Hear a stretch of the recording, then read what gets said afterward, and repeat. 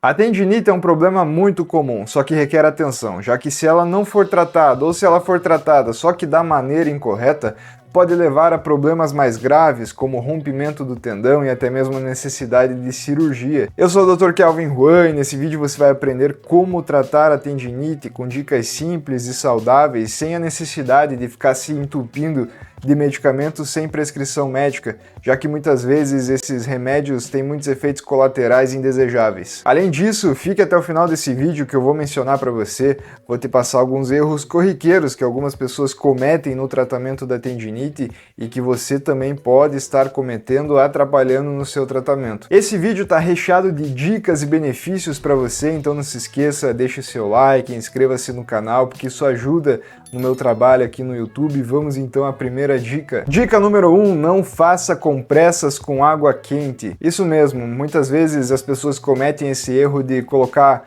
água quente numa inflamação aguda nos primeiros dias de sintomas de uma tendinite, por exemplo. Tudo que é item no nosso corpo é inflamação. Tendinite, portanto, é uma inflamação do tendão. E um dos sinais da inflamação é o próprio calor, um aumento da temperatura local, entre outros sinais flogísticos que a gente chama da inflamação. Portanto, se eu coloco mais calor numa inflamação, calor em cima do calor, eu acabo jogando mais lenha na fogueira, piorando essa inflamação e, por consequência, piorando essa tendinite. Portanto, a primeira dica é que você não coloque calor, não faça compressa de água quente em cima de uma tendinite. Ao invés disso, eu passo para os meus pacientes, e você também pode fazer numa fase aguda da tendinite, nos primeiros dias de dor, compressas de gelo, compressa fria. Então o ideal é fazer 3 vezes por dia, durante 5 dias, a cada aplicação, de manhã, de tarde e noite, fazer por 15 minutos. Isso vai ajudar bastante a reduzir aquela inflamação da tendinite. Se a sua dor melhorar nos primeiros dias de compressa fria, continue, porque aí sim é um sinal de que você está no caminho certo. Dica número 2, repouso é fundamental. A tendinite é um problema que precisa e deve ser tratada com exercícios físicos prescritos por um fisioterapeuta. Entretanto, nos primeiros dias de sintomas, é fundamental você repousar, você dar um descanso para aquele tendão, para ele entender que ele vai entrar num processo de recuperação e, portanto, depois tratar esse tendão com exercícios prescritos, é claro, por um fisioterapeuta. Portanto, dedique pelo menos 3 a 5 dias de repouso no caso de uma tendinite aguda, nos primeiros dias de sintoma. Pode ser uma faixa de suporte, uma órtese imobilizadora. No caso das tendinites do ombro aqui, pode ser uma tipoia. Isso também vai ajudar aquele tendão começar a se recuperar para ele se preparar para tratar depois, posteriormente, com exercícios. Dica número 3, faça a liberação miofascial. A liberação miofascial é uma terapia, uma técnica que eu bato muito na tecla aqui no meu YouTube, com os meus pacientes, porque é uma técnica que apresenta vários resultados benéficos para uma inflamação. Portanto, para você entender o que é a liberação miofascial, eu preciso explicar para você que o seu corpo, tudo no seu corpo tem um revestimento. O coração, por exemplo, tem o pericárdio, o pulmão tem a pleura, e com os músculos não é diferente. Nós temos a fáscia muscular.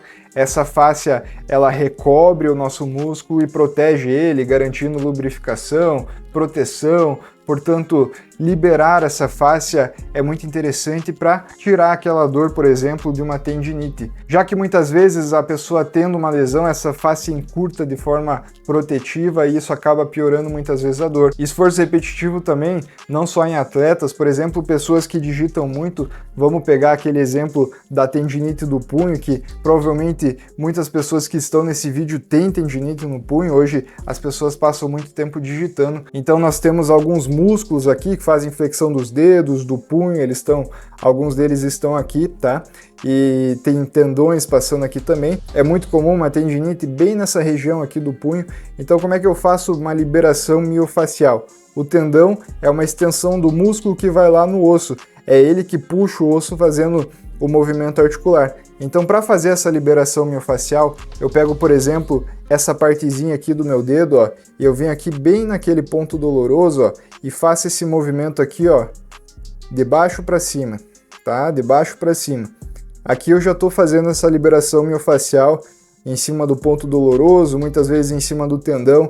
Isso ajuda muito na tendinite e eu posso repetir fazendo esse movimento, ó, por 3 a 5 minutos E geralmente, quando você tem dor, chegando lá nos 3 minutinhos, essa dor começa a diminuir, essa dor começa a reduzir e a tendinite começa a melhorar. Portanto, a liberação miofascial é uma ótima técnica de tratamento que pode inclusive ser feita em casa. Obviamente, se você procurar um fisioterapeuta para fazer isso, os resultados são ainda mais satisfatórios, mas para fazer em casa isso também ajuda muito numa tendinite. Dica número 4, faça alongamentos para sua articulação não ficar rígida, não ficar travada, porque isso também é uma resposta à dor.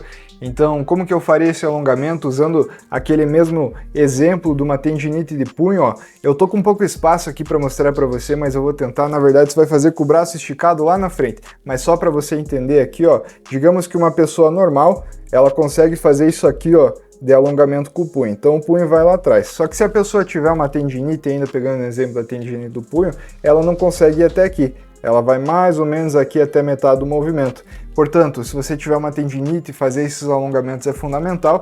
Eu faço aqui, por exemplo, ó, imaginando hipoteticamente que eu tenho uma tendinite aqui nesse punho, então eu faço aqui até onde vai, tá? Isso para minha articulação não ficar dura, não ficar rígida, não piorar minha dor. Por 40 segundinhos, e aí quanto mais passa o tempo, eu vou tentando ganhar mais amplitude de movimento. Olha só, minha mão tá indo mais para cá, eu vou tentando ganhar mais alongamento, tá?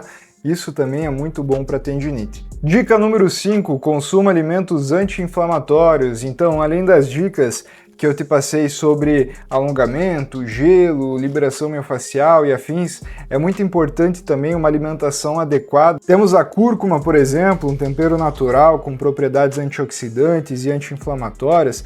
Eu mesmo tempero minha comida com cúrcuma e oriento o consumo dessa raiz tão poderosa para os meus pacientes no consultório. Você também pode adotar o consumo de alimentos ricos em ômega 3, encontrados, por exemplo, em peixes como salmão, atum, sardinha, também na semente de linhaça e chia. Outra dica é que você explore alimentos coloridos naturalmente, como frutas cítricas, laranja, kiwi, abacaxi, frutas vermelhas, alimentos de cores mais escuras, como beterraba, açaí, brócolis, que também são alimentos com propriedades antioxidantes e anti-inflamatórias que protegem nossas células e ajudam a prevenir e controlar uma inflamação. Dica número 6, evite alimentos com potencial inflamatório.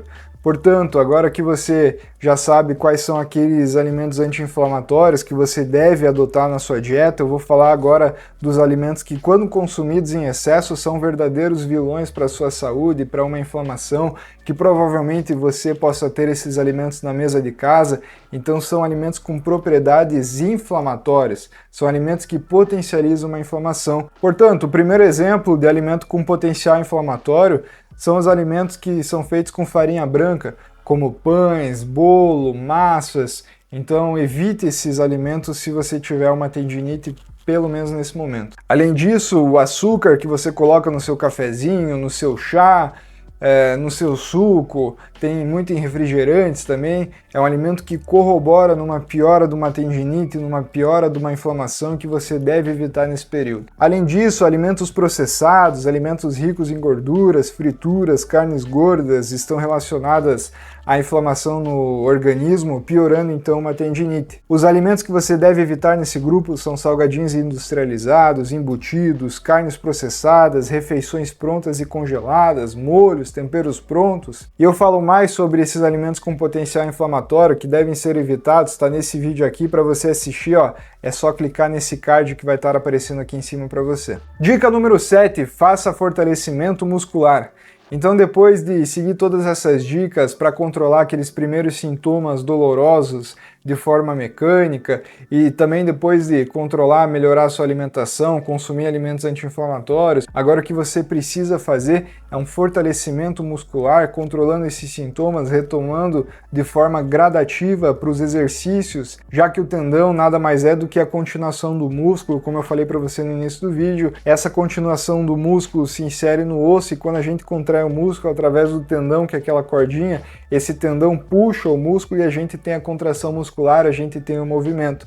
Portanto, fazer fortalecimento muscular ajuda não apenas a tratar, mas prevenir episódios futuros de tendinite. Fortalecimento é um remédio que todas as pessoas precisam. Lembre-se que um problema no tendão pode durar semanas, meses ou até anos se não for tratada de forma correta, se não for tratada com carinho. Portanto, adote um estilo de vida saudável com foco nessas dicas que eu mencionei para você nesse vídeo. Lembrando que esse vídeo não substitui uma consulta, tratamento ou diagnóstico, então se você acha que precisa, procure um fisioterapeuta, médico, nutricionista, que esses profissionais podem auxiliar você no tratamento da tendinite. E se você quiser agendar uma consulta comigo, tanto presencial, no consultório aqui de Curitiba, assim como uma consulta por vídeo, uma consulta online, eu também atendo pacientes de forma online no Brasil inteiro, no mundo inteiro, é só clicar no primeiro link da descrição aqui do vídeo. Muito obrigado para você que ficou até o final desse vídeo, até a próxima.